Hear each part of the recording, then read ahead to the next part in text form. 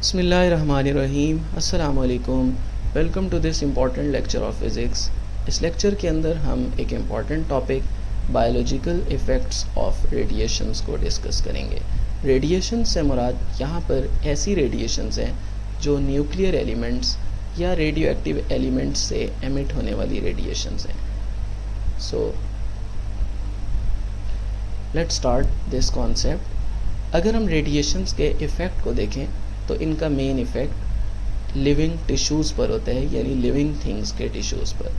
और ये कितना ज़्यादा डैमेज करती हैं ये डिपेंड करता है कि हम कौन सा मटेरियल या कौन सी रेडिएशंस यूज़ कर रहे हैं, कितनी एनर्जी प्रोवाइड कर रहे हैं, या दूसरे लफ्ज़ों में उसकी कितनी डोज प्रोवाइड कर रहे हैं। इसी तरह से जो रेडिएशंस का इफ़ेक्ट है वो एक मेन इफ़ेक्ट ये है कि ये बॉडी को आयनाइज कर देती हैं।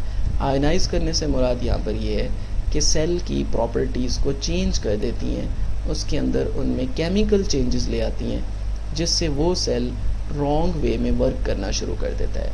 और रॉन्ग वे में वर्क करने की वजह से बाज़ औक़ात वो सेल में इतने चेंजेस ले आती हैं कि वो सेल मज़ीद फास्ट रिप्रोड्यूस करना शुरू कर देता है और हमारी बॉडी में उन रॉन्ग सेल्स की तादाद ज़्यादा होना शुरू हो जाती है, which is also known as cancer. Radiations का एक इफ़ेक्ट ओजोन लेयर को डैमेज करना भी है। We know that ozone layer बहुत सारी रीजंस की वजह से डैमेज होती है, लेकिन उनमें से एक मेन रीज़न रेडिएशंस का इफ़ेक्ट भी है, विच इज़ न्यूक्लियर टेस्ट। या किसी भी तरह के जो न्यूक्लियर टेस्ट हम एनवायरनमेंट के अंदर करते हैं वो जाके ओजोन लेयर को डिप्लीट करते हैं, जिसकी वजह से ये प्रोटेक्टिव लेयर डैमेज होती है और सन से हार्मफुल रेज डायरेक्ट अर्थ तक पहुंच सकती हैं।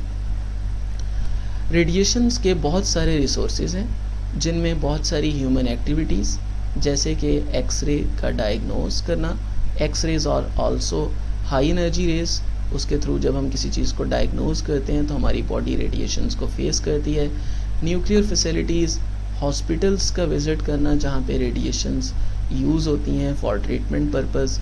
रिसर्च और इंडस्ट्रियल इस्टेब्लिशमेंट, रिसर्च के अंदर हम रेडिएशंस को यूज़ करते हैं।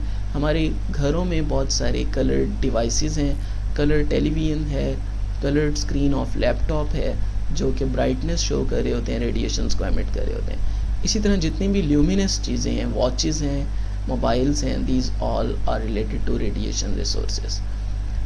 सो radiation affects the body in two main ways. दो तरह से रेडिएशंस इफ़ेक्ट कर रही होती हैं। First effect is somatic effect. Somatic effect से मुराद ये है कि ये बॉडी पर डायरेक्टली इफ़ेक्ट करती हैं, विच मीन्स जैसे स्किन बर्न होना, हेयर का लॉस होना जो कि बहुत कॉमन होता जा रहा है, ulceration, stomach issue, stiffening of lungs, lungs contract या रिलैक्स प्रॉपर नहीं कर पाते, और वाइट ब्लड सेल्स के अंदर ड्रॉप आना शुरू हो जाता है। और इसी तरह हमारी जो आई है वो कॉन्ट्रैक्ट होना शुरू हो जाती है।